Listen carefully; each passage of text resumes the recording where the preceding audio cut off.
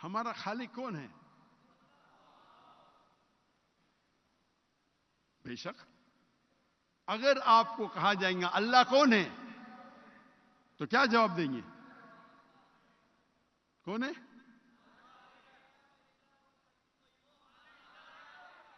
سب سے بہترین جواب اور سب سے مختصر سا جواب اللہ تعالیٰ فرماتے سورہ اخلاص میں، سورہ نمبر 112 آیت نمبر 1 سے 4، کل هو اللہ احد، کہو کہ اللہ ایک ہے، اللہ الصمد، اللہ ایبسولوٹ انٹرنل، لم یلد ولم یولد، نہ وہ جنا ہے نہ کسی کو جنتا ہے، ولم یکن لہ کفوا احد، اس کے جیسا اس کائنات میں کوئی بھی نہیں۔ یہ سب سے مختصر سا جواب ہے۔ اللہ سبحانہ و تعالیٰ کا ڈیفینیشن ہے، اس کی تعریف تو ایسا ہے، اللہ تعالیٰ فرماتے سورہ لقمان میں، اگر آپ سارے پیڑ کو دنیا میں قلم بنا دیں گے اور سارے سانس، سارے سمندر اور 7 سمندر ملا کے شے بنا دیں گے، انک بنائیں گے، تو بھی آپ اللہ تعالیٰ کی تعریف نہیں لکھ سکتے۔ لیکن سب سے مختصر سا جواب ہے سورہ اخلاص۔ سورہ اخلاص is the litmus test, touchstone. Touchstone, آپ سونے کو جاننے کے لیے سونا کتنا کھرا ہے جاننے کے لیے کیا کرتے؟ آپ ٹچ سٹون کے اگینسٹ سونے کو رب کرتے ہیں، رگڑتے ہیں، اور جس طریقے سے اس کا رنگ آتا ہے ہم چارٹ پہ دیکھتے ہیں اور کہتے ہیں کہ سونا 24 کیرٹ ہے یا 22 کیرٹ ہے یا 18 کیرٹ ہے، یا سونا نہیں ہے، کیونکہ ہر چیز جو چمکتی ہے وہ سونا نہیں ہے۔ سورہ اخلاص اللہ کو پہچاننے کا تلسمہ ہے، اللہ کو پہچاننے کا ٹچ سٹون ہے، لٹمس ٹیسٹ ہے۔ مثال کے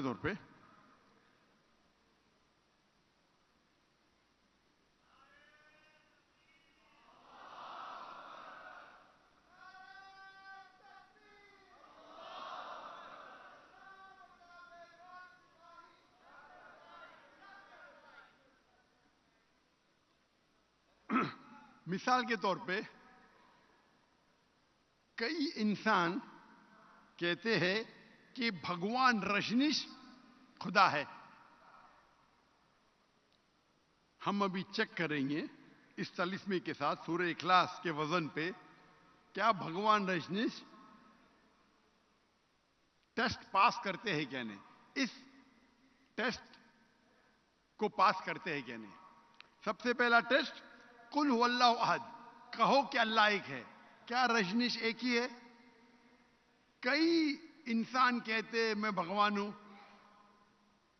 اور ہم دیکھیں گے کہ ہندوستان میں کئی ہزاروں لوگ کہتے ہیں کہ میں بھگوان ہوں، رجنیش ایک نہیں ہے۔ لیکن رجنیش سے بھد کہیں گے نہیں وہ ایک ہے۔ ہم دوسرے ٹیسٹ پہ جاتے ہیں، دوسرے آیت پہ، اللہ الصمد، اللہ جو بے نیاز ہے، صمد ہے، ایبسولوٹ انٹرنل، کیا رجنیش ایبسولوٹ انٹرنل ہے؟ ہمیں پتہ لگتا ہے اس کے بایوگرافی سے کہ رجنیش کو ڈائبٹیز ملائٹس تھی، رجنیش کو استھما تھا۔ سوچ سکتے خدا کو استھما ہے، خدا کو ڈائبٹیز ملائٹس ہے، لم یلد ولم یولد، نہ وہ جنا ہے نہ کسی کو جنتا ہے۔ ہم جانتے ہیں کہ رجنیش پیدا ہوئے مدھیہ پردیش میں، ان کے والدین تھے جو ان کے شاگرد بن جاتے ہیں، اور 1981 میں رجنیش جاتے ہیں امریکہ اور لاکھوں لوگ کو بیوقوف بناتے ہیں، اپنا ایک نیا ولیج، ایک نیا گاؤں بناتے ہیں جسے کہتے ہیں اوریگون سٹی میں رجنیش پورم۔ اس کے بعد امریکن گورنمنٹ اس کو اریسٹ کرتی ہے اور جیل میں ڈالتی ہے۔ رجنیش کہتا ہے کہ امریکن گورنمنٹ نے مجھے سلو پوائزننگ دیا۔ آپ سوچ سکتے ہیں خدا کو کوئی سلو پوائزن کر رہا ہے؟ میں کہوں گا کہ جمی چپالے کو آگے نہیں آنا چاہیے. یہ جمی چپالے آپ لوگ ایکسپرٹ ہے, پیچھے لے کے جاؤ. آپ پورے کیمرہ کو کاٹ رہے آگے. یہ بیسک چیز پتا نہیں آپ کو, کبھی بھی سینٹر لائن کو کراس نہیں کرنا چاہیے. یہ بیسک ہے. کبھی بھی آپ کا کیمرہ سینٹر لائن پہ کراس نہیں کرنا چاہیے. آپ اپنے فائدے کے لیے باقی 10 کیمروں کو کراس کرا رہے. آپ کا ٹیم ورک ہونا چاہیے نا.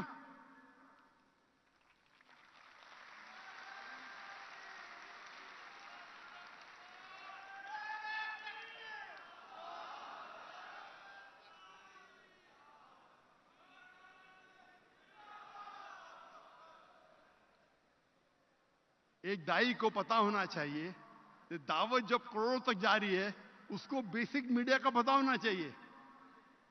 آپ سوچ سکتے کروڑوں لوگ دیکھ رہے, یہ بھائی صاحب اپنے ایک شاٹ کے لیے 10 کیمروں کو خراب کر رہا ہے.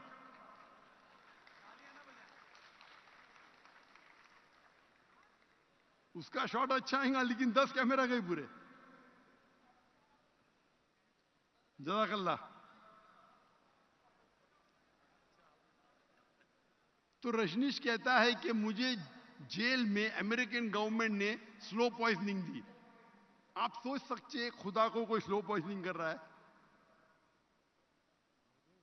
اور گریس کے بشپ کہنے لگے کہ اگر آپ رجنیش کو ہمارے ملک سے نہیں نکالیں گے ہم اس کے اور اس کے فالوورز کو ختم کر لیں گے. اور آخری ٹیسٹ اس کے بعد رجنیش آتے ہیں ہندوستان میں, مہاراشٹر میں, اور اپنا ایک نیا سینٹر شروع کرتے اوشو کمیون پونا میں. اور اگر آپ اوشو کمیون جائیں گے تو ان کی سمادھی پہ لکھا ہوا ہے, سمادھی پہ تختی پہ لکھا ہوا ہے اوشو بھگوان Rajneesh never died, was never born, never died, but visited the earth between the 11th of December 1931 to the 19th of January 1990. بھگوان رجنیش نہ کبھی پیدا ہوئے نہ کبھی مرے, لیکن اس زمین کے شہر وزٹ کر گھومنے کے لیے آئے. 11 دسمبر 1931 سے لے کے 19 جنوری 1990 تک اس تختی پہ یہ نہیں لکھا تھا کہ رجنیش کو 21 ممالک میں انٹری نہیں, 21 ممالک کا ویزا نہیں ملا. آپ سوچ سکتے خدا دھرتی کو وزٹ کرنے آ رہے, اس زمین پہ آ رہے گھومنے کے لیے, اور اس کو ویزا کی ضرورت ہے.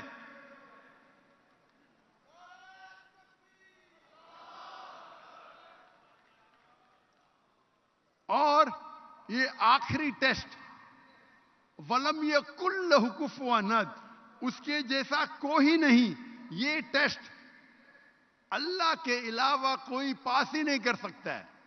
وَلَمْ يَكُنْ لَهُ كُفُوًا أَحَدٌ, اس کے جیسا کوئی نہیں. اگر آپ اللہ کو اس کائنات میں کسی کے برابر کمپیئر کر سکے تو وہ اللہ ہی نہیں. وَلَمْ يَكُنْ لَهُ كُفُوًا أَحَدٌ. مثال کے طور پہ اگر کون کہتا ہے کہ خدا آرنلڈ شوارزنیگر, آرنلڈ شوارزنیگر نام سنیں گے آپ نے, جس کو مسٹر یونیورس کا ٹائٹل ملا تھا, مسٹر ورلڈ, آرنلڈ شوارزنیگر. اگر کوئی کہتا ہے کہ خدا آرنلڈ شوارزنیگر سے 1000 گنا طاقتور ہے, اگر آپ اللہ کو کسی سے کمپیئر کر سکے دنیا میں, چاہے آرنلڈ شوارزنیگر ہو, چاہے دارا سنگھ ہو, چاہے کنگ کانگ ہو, چاہے 1000 بار ہو, لاکھ بار ہو یا کروڑ بار ہو, وہ اللہ ہو ہی نہیں سکتا. وَلَمْ يَكُنْ لَهُ كُفُوًا أَحَدٌ, اس کے جیسا کوئی نہیں ہے. ہم جانتے رجنیش کی ایک آنکھ تھی, 2 آنکھ تھی, 1 ناک تھا, 2 کان تھے, 2 ہاتھ تھے, سفید داڑھی تھی. اگر آپ اللہ کو کسی سے کمپیئر کر سکے اس کائنات میں تو وہ اللہ ہی نہیں ہے. وَلَمْ يَكُنْ لَهُ كُفُوًا أَحَدٌ. تو ہمارے قرآن مجید میں جو اللہ کی آخری کتاب ہے، اس میں کہا گیا ہے اللہ کا ڈیفینیشن. قرآن مجید پڑھیں گے تو پتا چلے گا اللہ سبحانہ و تعالیٰ کون ہے. اسی لیے قرآن مجید عالمی ضرورت ہے. اور اللہ کا ذکر آپ اگر دیگر مذاہب پڑھیں گے، بھلے دیگر مذاہب کی کتاب آخرت تک نہیں ہے، لیکن ان کے جو بھی آج موجود ہے، بھلے وہ کتاب میں ملاوٹ ہے، پھر بھی اللہ اور توحید کا ذکر اکثر ہر مذہبی کتابوں میں ہے. چاہے بائبل پڑھو، چاہے تورا پڑھو، چاہے وید پڑھو، چاہے دھما پٹ پڑھو، چاہے اویستا پڑھو، یہ ساری مذہبی کتابوں میں اللہ کا ذکر ہے.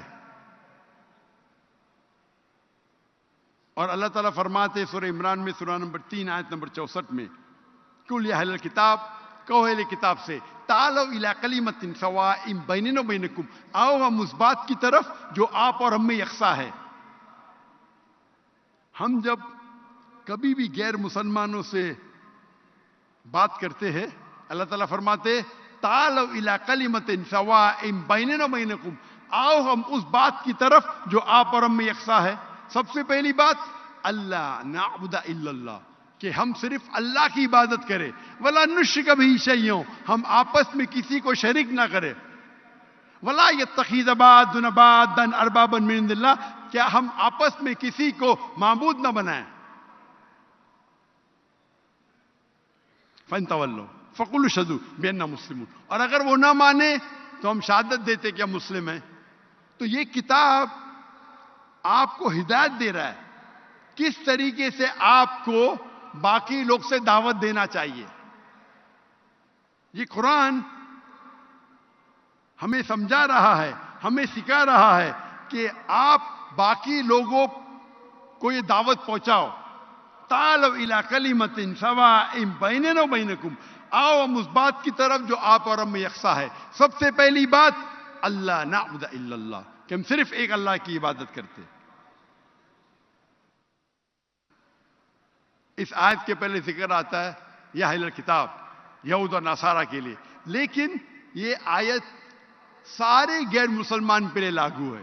صرف غیر مسلمان نہیں، اگر مسلمان میں بھی اختلاف ہے، ہمارے وہاں کئی گروہ ہے، کئی فرقے ہیں، کئی ادارے ہیں، اگر اختلاف ہے تو اللہ تعالیٰ فرماتے تعالوا الی کلمۃ سواء بیننا و بینکم، آؤ ہم اس بات کی طرف جو آپ اور ہم میں یکساں ہے.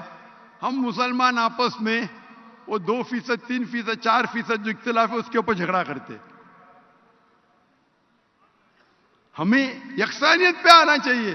اللہ تعالیٰ فرماتے ہیں، اور میں اس تقریر کی شروعات میں تلاوت کی اور امام صاحب نے وہ آیت کی تلاوت کی، سورہ عمران سورہ نمبر 3 آیت نمبر 103، وَاعْتَصِمُوا بِحَبْلِ اللَّهِ جَمِيعًا وَلَا تَفَرَّقُوا، وَاعْتَصِمُوا بِحَبْلِ اللَّهِ جَمِيعًا وَلَا تَفَرَّقُوا، کہ آؤ ہم اس بات کی طرف، وَاعْتَصِمُوا بِحَبْلِ اللَّهِ جَمِيعًا وَلَا تَفَرَّقُوا، کہ ہم اللہ کی رسی کو مضبوطی سے پکڑے اور آپس میں نہ بٹے. اللہ کی رسی کیا ہے؟ قرآن اور صحیح حدیث. اور اللہ تعالیٰ فرماتے سورہ نساء میں سورہ نمبر 4 آیت نمبر 59 میں، اطیعوا اللہ و اطیعوا الرسول، اللہ کی اطاعت کرو، اللہ کے رسول کی اطاعت کرو، اور اس کی اطاعت کرو اولی الامر، جس کو اللہ تعالیٰ نے امر بنایا.